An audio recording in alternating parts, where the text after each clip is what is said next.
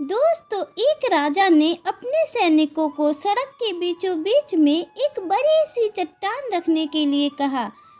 चट्टान को बीच सड़क में रखवाकर राजा ने अपने सैनिकों से छुपकर उस चट्टान पर नजर रखने के लिए कहा और कहा कि देखना उस चट्टान को रास्ते से कौन हटाता है।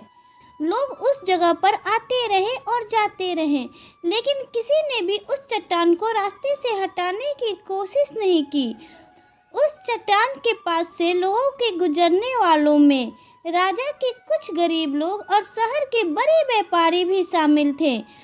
उनमें से कुछ लोग तो राजा को ही कोसने लगते हैं और कहते हैं, काहे का राजा जो एक चट्टान को भी रास्ते से नहीं हटवा सकता, क्या वह अपने प्रजा का ख्याल रखेगा, जिसको ये तक नहीं समझ में आ रहा है कि इस चट्टान की वजह से प्रजा को कितनी तकलीफ हो रही है आने जाने में। उस चट्टान से लड़के कितने का पैर फूट गया, कितने के सर भी फूट गए, लेकिन किसी ने भी उस चट्टान को हटाने की कोशिश तक नहीं की। ऐसे ही कई दिन गुजर गए, लेकिन किसी ने भी उस चट्टान को रास्ते से हटाने का प्रयास नहीं किया। ऐसे काफी दिनों तक चलता रहा। एक दिन एक किसान अपनी सब्जियों के साथ उधर से गुजर रहा था। उसने चट्टान को रास्ते में पड़ा देखा और सोचा कि सबको इस चट्टान की वजह से कितनी तकलीफ हो रही है। उसने अपनी मजबूत लाठी से उस चट्टान को एक तरफ धकेलने की कोशिश शुरू कर दी। काफी कोशिशों के बाद वह किसान उस चट्टान को सड़क से हटाने में कामयाब हो गया।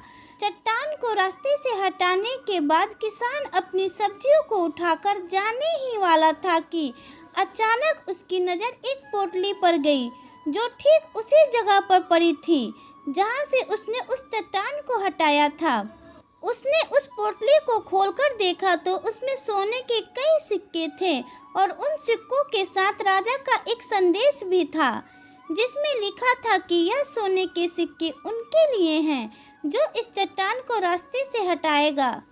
दोस्तों, बिल्कुल ठीक इसी तरह हम सब की लाइफ में भी कई परेशानियां आती है। कुछ लोग उन परेशानियों से बचकर निकल जाते हैं और कुछ रास्ते बदल देते हैं, और चंद लोग ठान लेते हैं उन परेशानियों का हल निकाल लेने की।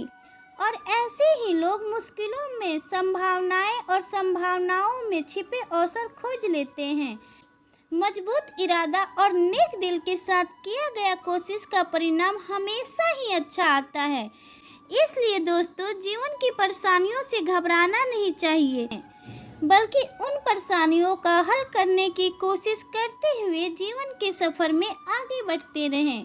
तो दोस्तों, अगर आपको ये वीडियो थोड़ी सी भी पसंद आई तो प्लीज़ मेरी वीडियो को लाइक कीजिए और इस सनातन चैनल को सब्सक्राइब कीजिए।